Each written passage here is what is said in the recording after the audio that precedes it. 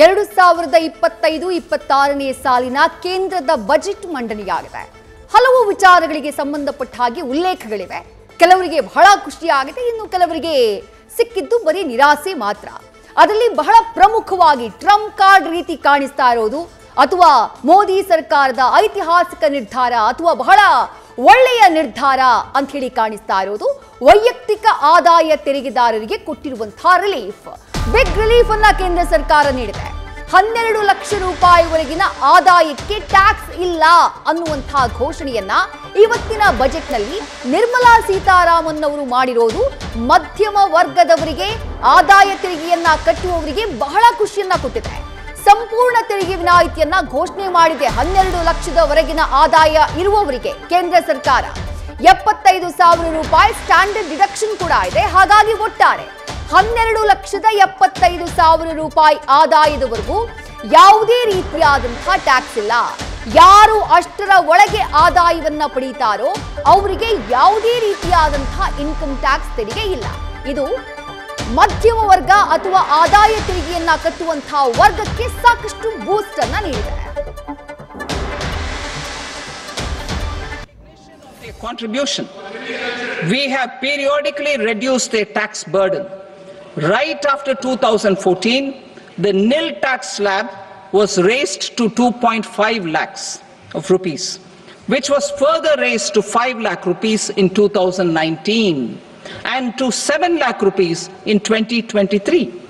This is reflective of our government's trust on the middle class taxpayers.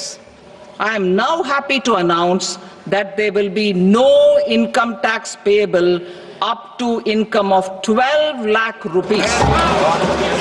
So, average income of 1 lakh per month other than the special rate income such as capital gains under the new regime. This limit will be 12.75 lakh for salaried taxpayers due to the standard deduction of 75,000. Slabs and rates are being changed across the board to benefit all taxpayers. The new structure will substantially reduce the taxes of the middle class and leave more money in their hands, boosting household consumption, savings and investment. In the new tax regime, I propose to revise tax rate structures as follows: 0 to 4 lakh rupees nil, 4.8 lakh rupees to 4 to 8 lakh rupees 5%, 8 to 12 lakh rupees 10%, 12 to 16 lakh rupees 15%, 16 to 20 lakh rupees 20%, 20 to 24 lakh rupees 25%, and above 24 lakh rupees 30%. To taxpayers up to 12 lakh of normal income other than special rate income such as capital gains. I read that again. To taxpayers up to 12 lakh of income other than special rate income such as capital gains, tax rebate is being provided in addition to the benefit due to slab rate reduction in such a manner that there is no tax payable by them. The total tax benefit of slab rate changes and rebate at different income levels can be illustrated with a few examples. A taxpayer in the new regime with an income of 12 lakh rupees will get a benefit of 80,000 rupees in tax, which is 100% of tax payable as per the existing rates. A person having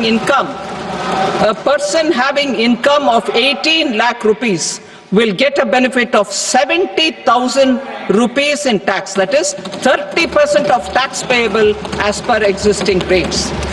A person with an income of 25 lakh gets a benefit of 1,10,000 rupees. That is 25% of his tax payable as per existing rates. ಇದು ಕೇಂದ್ರ ಸರ್ಕಾರ ಕೊಟ್ಟಿರುವಂತಹ ಬಹಳ ದೊಡ್ಡ gift ಇವತ್ತಿನ ಬಜೆಟ್ನಲ್ಲಿ. Tax ಸ್ಲ್ಯಾಬ್ನ ನೀವು ಗಮನಿಸ್ತಾ ಇದ್ದೀರಿ. 12 ಲಕ್ಷದವರೆಗೂ ಆದಾಯ ಹೊಂದಿರುವವರಿಗೆ ಯಾವುದೇ ರೀತಿಯಾದಂತಹ ತೆರಿಗೆ ಇಲ್ಲ. ಆ ಬೇಸಿಕ್ ಟ್ಯಾಕ್ಸ್ ಸ್ಲ್ಯಾಬ್ನಲ್ಲೂ ಕೂಡ ಬದಲಾವಣೆಯಾಗಿದೆ. 0 ಇಂದ 3 ಲಕ್ಷ ಅಂತಿತ್ತು, ಈಗ 0 ಇಂದ 4 ಲಕ್ಷ. ನಿಲ್. ಅದಾದಂತಹ ನಂತರದ ಸ್ಲಾಬ್ನ ಪರ್ಸೆಂಟೇಜ್ನ ಗಮನಿಸ್ತಾ ಇದ್ದೀರಿ. 12 ಲಕ್ಷದವರೆಗೂ 12,75,000 ನಿಮಗೆ ಯಾವುದೇ ರೀತಿಯಾದಂತಹ ಟ್ಯಾಕ್ಸ್ ಬೀಳೋದಿಲ್ಲ. ಅದರ ಮೇಲೆ ನಿಮ್ಮ ಸ್ಯಾಲರಿ ಇದ್ದಂತಹ ಸಂದರ್ಭದಲ್ಲಿ ಆಗ ಈ ಟ್ಯಾಕ್ಸ್ ಸ್ಲಾಬ್ನ ಮೂಲಕ ಟ್ಯಾಕ್ಸ್ ಡಿಡಕ್ಷನ್ ಮಾಡುವಂತಹ ಕೆಲಸವನ್ನ ಆದಾಯ ತೆರಿಗೆ ಇಲಾಖೆ ಮಾಡಲಿದೆ. 12 ಲಕ್ಷದವರೆಗೂ ಕೂಡ ತೆರಿಗೆ ವಿನಾಯಿತಿಯನ್ನ ದೇಶದ ಜನರಿಗೆ ಆದಾಯ ತೆರಿಗೆಯನ್ನ ಕಟ್ಟುವವರಿಗೆ ನೀಡುವ ಮೂಲಕ ಬಹಳ ದೊಡ್ಡ ರಿಲೀಫ್ ಅನ್ನ ಕೊಡುವಂತಹ ಕೆಲಸವನ್ನ ನಿರ್ಮಲಾ ಸೀತಾರಾಮನ್ ಮಾಡಿದ್ದಾರೆ. ಬಹುಶಃ 12 ಲಕ್ಷದವರೆಗೂ ತೆರಿಗೆ ವಿನಾಯಿತಿಯನ್ನ ಕೊಡಬಹುದು ಇವತ್ತು ಅನ್ನುವಂತಹ ನಿರೀಕ್ಷೆಗಳಿರಲಿಲ್ಲ. ಬಜೆಟ್ ಬಗ್ಗೆ ಚರ್ಚೆಯಾಗ್ತಾ ಇದ್ದಂತಹ ಸಂದರ್ಭದಲ್ಲೂ ಈ ವಿಚಾರಕ್ಕೆ ಸಂಬಂಧಪಟ್ಟ ಹಾಗೆ ಹೆಚ್ಚಿನ ನಿರೀಕ್ಷೆಯನ್ನ ಯಾರೂ ಕೂಡ ಇಟ್ಕೊಂಡಿರಲಿಲ್ಲ. ಆದರೆ ನಿರ್ಮಲಾ ಸೀತಾರಾಮನ್ ಅವರು ಇವತ್ತು ಬಜೆಟ್ನ ಮಂಡನೆ ಮಾಡುವಂತಹ ಸಂದರ್ಭದಲ್ಲಿ ಇಂಥದ್ದೊಂದು ಬಹುದೊಡ್ಡ ರಿಲೀಫ್ ಅನ್ನ ದೇಶದ ಆದಾಯ ತೆರಿಗೆ ಕಟ್ಟುವಂತಹ ವರ್ಗ ಏನಿದೆ, ಮಧ್ಯಮ ವರ್ಗ ಏನಿದೆ, ಅವರಿಗೆ ನೀಡುವ ಮೂಲಕ ಅವರಿಗೆ ಬಂಪರ್ ಕೊಡುಗೆಯನ್ನ ಕೊಟ್ಟಿದ್ದಾರೆ ಅಂತಾನೆ ವಿಶ್ಲೇಷಣೆ ಮಾಡಲಾಗ್ತಾ ಇದೆ. ಜೊತೆಗೆ ಇದು ಬೇರೆ ಬೇರೆ ರೀತಿಯಲ್ಲಿ ಜನರಿಗೆ ಲಾಭವನ್ನ ತಂದು ಕೊಡುತ್ತೆ.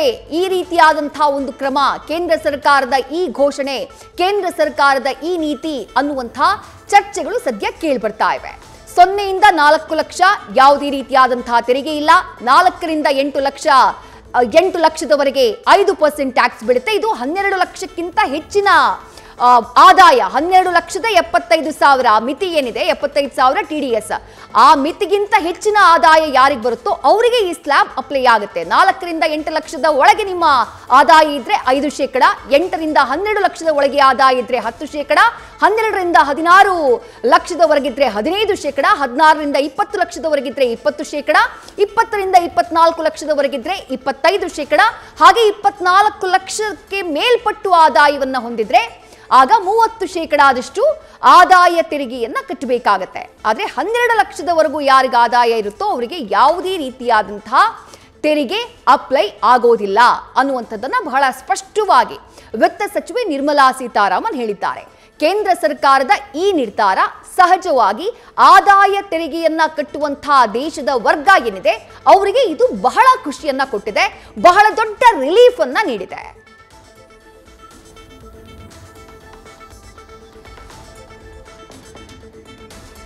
ಇನ್ನು ಕೇಂದ್ರ ಸರ್ಕಾರದ ಇವತ್ತಿನ ಬಜೆಟ್ ಬಗ್ಗೆ, ಅದರಲ್ಲೂ ಪ್ರಮುಖವಾಗಿ ಈ 12 ಲಕ್ಷದವರೆಗಿನ ಆದಾಯ ತೆರಿಗೆ ವಿನಾಯಿತಿ ಇದೆಯಲ್ಲ, ಇದಕ್ಕೆ ಸಂಬಂಧಪಟ್ಟ ಹಾಗೆ ಹೂಡಿಕೆ ತಜ್ಞರಾಗಿರುವಂತಹ ರುದ್ರಮೂರ್ತಿಯವರು ಬಹಳ ಚೆನ್ನಾಗಿ ವಿವರಿಸಿದ್ದಾರೆ. ನೋಡೋಣ ಬನ್ನಿ. ಏನು ಈ ಸಲ ನಿರ್ಮಲಾ ಸೀತಾರಾಮನ್ ಅವರು ಮಿಡಲ್ ಕ್ಲಾಸ್ ಹಾಗೂ ಸ್ಯಾಲರಿಡ್ ಕ್ಲಾಸ್ ಪೀಪಲ್ಗಳು, ಎಸ್ಪೆಷಲಿ ಹಾನೆಸ್ಟ್ ಟ್ಯಾಕ್ಸ್ ಪೇಯರ್ಸ್ ಅಂತ ವರ್ಗ ಏನು ಹೇಳ್ತೀವಿ, ಅವ್ರಿಗೆ up to 12 lakh rupees benefit ಅನ್ನ ಏನು ಕೊಡ್ತಾ ಇದ್ದಾರೆ. ಇದರಿಂದ ಬರುವ ದಿವಸಗಳಲ್ಲಿ ಜಾಸ್ತಿ ಸೇವಿಂಗ್ಸ್ ಇರುತ್ತೆ ಹಾಗೂ ಇದರಿಂದ ಇನ್ವೆಸ್ಟ್ಮೆಂಟ್ಸ್ಗಳಿಗೂ ಕೂಡ ಖಂಡಿತ ದುಡ್ಡು ಹೋಗುತ್ತೆ.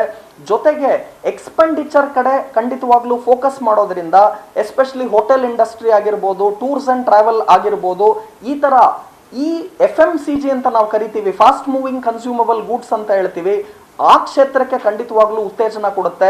ಯಾರೂ ಕೂಡ ಇಷ್ಟೊಂದು ನಿರೀಕ್ಷೆಯನ್ನ ಮಾಡಿರಲಿಲ್ಲ. ಹಬ್ಬಬ್ಬ ಅಂದ್ರೆ ಒಂದು 10 ಲಕ್ಷದವರೆಗೂ ಬೆನಿಫಿಟ್ ಕೊಡಬಹುದು ಅಂತ ಇದ್ದಿದ್ದು ಈಗ 12 ಲಕ್ಷ ನಂಬರ್ ಏನು ಕೊಟ್ಟಿದ್ದಾರೆ, ಇದು ಫ್ಯಾಬ್ಯುಲಸ್ ಬೆನಿಫಿಟ್ ಅಂತ ಹೇಳ್ತಾ ಇದ್ದೀನಿ. ಆದರೆ ಯಾರ್ಯಾರು ಎಸ್ಪೆಷಲಿ ಸ್ಟಾಕ್ ಮಾರ್ಕೆಟ್ ಇನ್ವೆಸ್ಟ್ಮೆಂಟ್ ಅನ್ನ ನೋಡ್ತಾ ಇದ್ದೀರಾ, ಈಗೇನು ಆಲ್ರೆಡಿ ಅಕ್ಟೋಬರ್ ಇಂದ ಇವಾಗವರೆಗೂ ಲಾಸ್ಟ್ 4 ತಿಂಗಳಲ್ಲಿ ಮಾರ್ಕೆಟ್ ಅಲ್ಲಿ ಭಾರಿ ಇಳಿಕೆಯನ್ನ ನಾವು ಕಂಡಿದ್ದೀವಿ.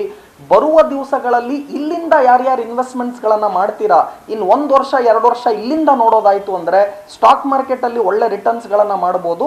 ಯಾರಿಗೆ ಮಾರ್ಕೆಟ್ ಎಕ್ಸ್ಪೀರಿಯನ್ಸ್ ಇಲ್ಲ, ಯಾರಿಗೆ ಮಾರ್ಕೆಟ್ ಬಗ್ಗೆ ಅನುಭವ ಇಲ್ಲ ಅಥವಾ ನನಗೆ ಟೈಮ್ ಇಲ್ಲ, ಇಂಥವ್ರು ಮ್ಯೂಚುವಲ್ ಫಂಡ್ಗಳ ಮುಖಾಂತರ ಹೂಡಿಕೆಗಳನ್ನ ಮಾಡಿ ಚಿನ್ನ ಬೆಳ್ಳಿಯನ್ನ ನೋಡಬೇಕು ಅಂದ್ರೆ ಆಲ್ರೆಡಿ ಕಳೆದ 2 ವರ್ಷದಲ್ಲಿ ಚಿನ್ನ ಬೆಳ್ಳಿಯಲ್ಲಿ ಯಾರ್ಯಾರು ಹೂಡಿಕೆ ಮಾಡಿದ್ದೀರಾ ಅವ್ರಿಗೆ ಹತ್ತತ್ರ 35-40% ರಿಟರ್ನ್ ಅನ್ನ ಕೇವಲ 2 ವರ್ಷದಲ್ಲಿ ಚಿನ್ನ ಬೆಳ್ಳಿ ರೇಟ್ಗಳಲ್ಲಿ ನಾವು ನೋಡಿದೀವಿ. ಬೆಳ್ಳಿ ಇವಾಗ 1 ಲಕ್ಷ ರೂಪಾಯಿ ಪ್ರತಿ ಕೆಜಿಗೆ ಇತ್ತು ಅಂದ್ರೆ ಚಿನ್ನ 22 ಕ್ಯಾರೆಟ್ ಚಿನ್ನನೇ 7,750 ರೂಪಾಯಿ ಪ್ರತಿ ಗ್ರಾಮ್ಗಿದ್ರೆ 24 ಕ್ಯಾರೆಟ್ ಅಪರಂಜಿ ಚಿನ್ನ 8,500 ರೂಪಾಯಿ ಪ್ರತಿ ಗ್ರಾಮ್ಗೆ ಇದೆ. ಸೊ ಹಾಗಾಗಿ ಆಲ್ರೆಡಿ 2 ವರ್ಷದಲ್ಲಿ ಚಿನ್ನ ಬೆಳ್ಳಿ ಹೂಡಿಕೆಯಲ್ಲಿ 35-40% ರಿಟರ್ನ್ ಬಂದಿದೆ. ಇವತ್ತಿಂದ ನೆಕ್ಸ್ಟ್ 1 year 2 yearಗೆ ಗೋಲ್ಡ್ ಸಿಲ್ವರ್ ಹೂಡಿಕೆಗಳಲ್ಲಿ ಜಾಸ್ತಿ ರಿಟರ್ನ್ ಬರೋದಿಲ್ಲ. ಸೊ ಇವತ್ತಿಂದ ಮುಂದಕ್ಕೆ ನಾನು ನೋಡಬೇಕು ಅಂದ್ರೆ ನನ್ನ ನಿರೀಕ್ಷೆ ಗೋಲ್ಡ್ ಸಿಲ್ವರ್ ಅಲ್ಲಿ ನಾವು ಆವರೇಜ್ ರಿಟರ್ನ್ಸ್ ಅಂದ್ರೆ 8-10% ರಿಟರ್ನ್ ಗಳನ್ನ ಗಳನ್ನ ನೀವು ನಿರೀಕ್ಷೆ ಮಾಡಬಹುದು. ಆದರೆ ಯಾರ್ಯಾರು ಉತ್ತಮವಾದಂತ ಸ್ಟಾಕ್ಸ್ ಗಳಲ್ಲಿ ಇವತ್ತು ಇನ್ವೆಸ್ಟ್ಮೆಂಟ್ ಮಾಡ್ತೀರಾ, ನೆಕ್ಸ್ಟ್ 1 to 2 ಇಯರ್ಸ್ ಅಲ್ಲಿ ಹೈಯೆಸ್ಟ್ ರಿಟರ್ನ್ ಗಳನ್ನ ತಾವು ನೋಡಬಹುದು. ಆದರೆ ಉತ್ತಮವಾದಂತಹ ಸೆಕ್ಟಾರ್ ಹಾಗೂ ಉತ್ತಮವಾದ ಶೇರ್ಗಳ ಆಯ್ಕೆಯೂ ಕೂಡ ಇಂಪಾರ್ಟೆಂಟ್ ಆಗುತ್ತೆ, ಹಾಗೂ ಲಾಂಗ್ ಟರ್ಮ್ ಟೈಮ್ ಫ್ರೇಮು ಕೂಡ ಇಂಪಾರ್ಟೆಂಟ್ ಆಗುತ್ತೆ. ನ್ಯೂಸ್ ಫಸ್ಟ್ ನಿರ್ಭೀತಿಯಿಂದ ನಿಮ್ಮ ಪರವಾಗಿ.